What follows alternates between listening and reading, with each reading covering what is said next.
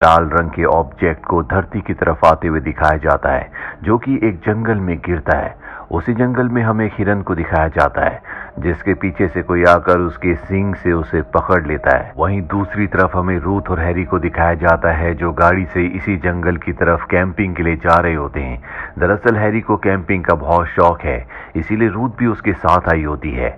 पिछले 6 सालों से दोनों के दोनों रिलेशनशिप में हैं, एक दूसरे से बहुत प्यार करते हैं। अब उस जंगल तक पहुंचने से पहले एक जगह ये लंच करने के लिए रुकते हैं, जहां पर एक बच्चा इनके पास आता है और कहता है कि तुमने आसमान से उस रेड स्टार को गिरते हुए देखा। ये दोनों उसकी बात पर ध्यान नहीं देते। उन्हें लगता है कि ये छोटा बच्चा है, ये ऐसी कुछ मनगढ़ंत बात कर रहा है। अब इस जगह से निकलने के बाद ये दोनों के दोनों अपनी हाइकिंग शुरू करते हैं। इस जगह का नाम होता है रेड रिज ट्रेल। यहाँ पर हैरी पहले भी कई बार आ चुका है, और जब ये दोनों के दोनों हाइकिंग करते हुए आगे बढ़ रहे होते हैं, तभी रूथ को ऐसा लगता है कि जैसे कोई उनका पीछा कर रहा है, पर हैरी को उसकी बात पर विश्वास नहीं होता।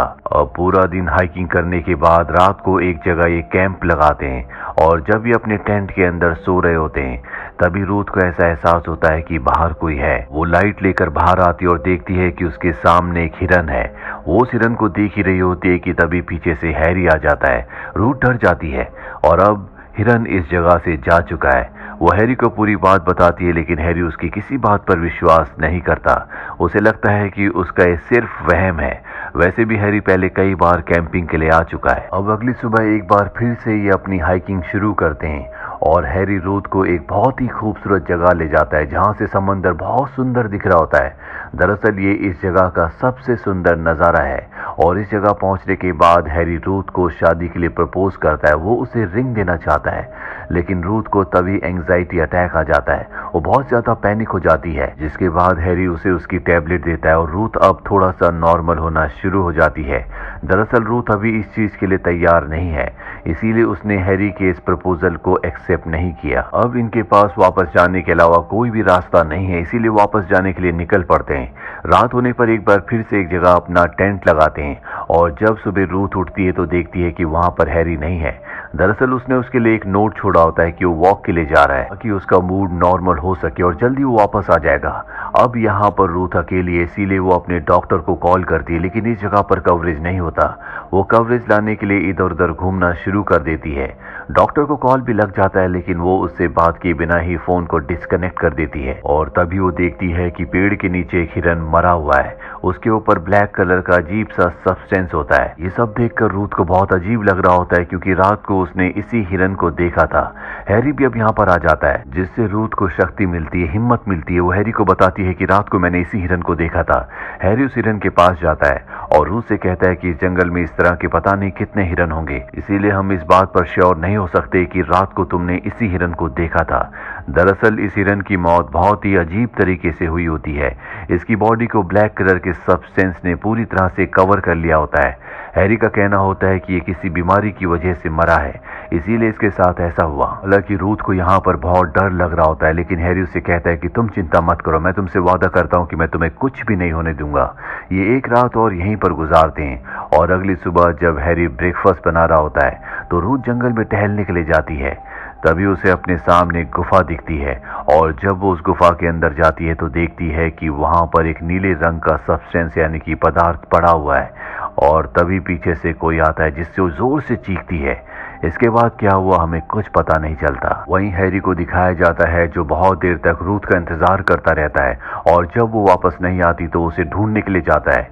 जल्दी उसे रूथ मिल जाती है। रूथ उसे बहुत अजीब तरीके से देख रही होती है। उसका पूरा बिहेवियर चेंज हो चुका है, लेकिन हैरी इस बात को ऑब्जर्व नहीं करता, और अब ये इस जंगल से इस जगह से निकलने के लिए अपना सफर तय करते हैं। पूरा दिन हाइकिंग करने के बाद एक जगह ये अपना कैंप लगाते हैं, लेकिन रूथ पूरी रात नहीं सोती। वो जैसे लेटी थी वैसे ही रहती है। अगली सुबह भी वो खोई खोई रहती है, और इसके बाद जब हैरी रूथ से बात करने की कोशिश करता है तो रूथ कहती है कि तुमने मुझे प्रपोज किया था, मैंने मना कर दिया, मुझे अपनी गलती का एहसास है। एक बार फिर से हमें उसी जगह जाना चाहिए जहां पर तुमने मुझे प्रपोज किया था।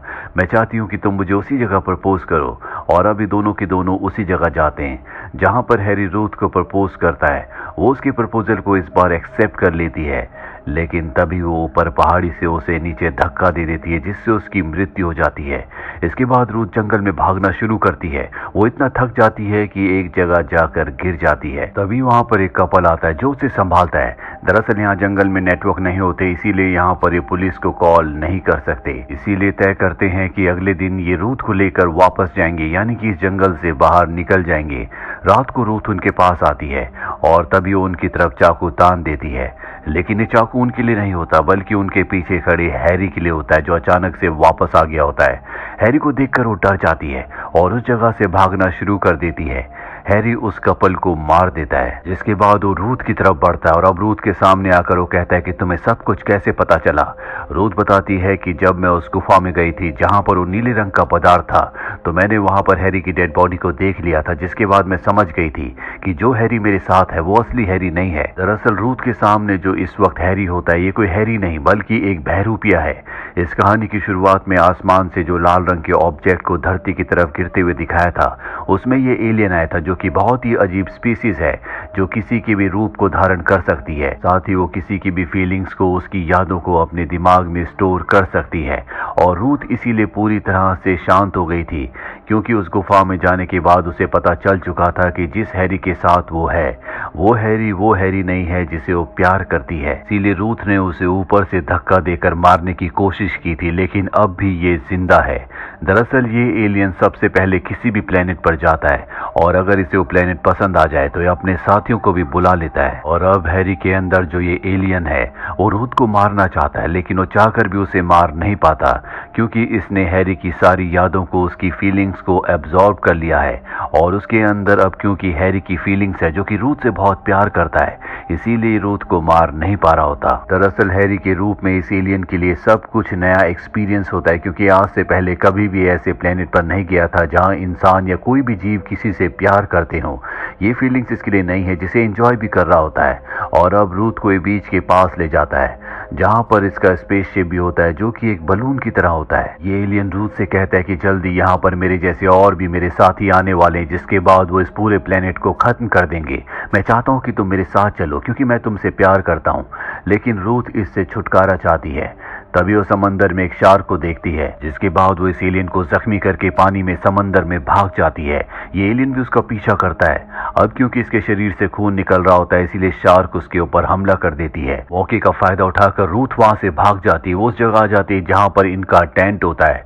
उसे एक बार फिर से एंग्जाइटी अटैक आता है, लेकिन उसके पास अब एक आखिरी पिल बची हुई है, वो उसे खा लेती है। और वो एलियन हैरी के रूप में एक बार फिर से उसके पास आ जाता है। वो समझ चुका है कि वो उसे ऐसे एक्सेप्ट नहीं करेगी, इसीलिए वो उसे उस नीले रंग के सब्सटेंस से अपने अंदर एब्जॉर्ब करना शुरू कर देता है, जो कि उसका एक तरीका है जिससे वो किसी भी इंसान को, किसी भी जीव को पूरी तरह से एब्जॉर्ब करके उसी का रूप ले लेता है। सारी फीलिंग, सारे दर्द, सारी खुशियां उसके अंदर उसी इंसान की आ जाती है। और अब जबकि ये रूथ को एब्जॉर्ब कर लेता है तो ये उसी के रूप में बदल जाता है।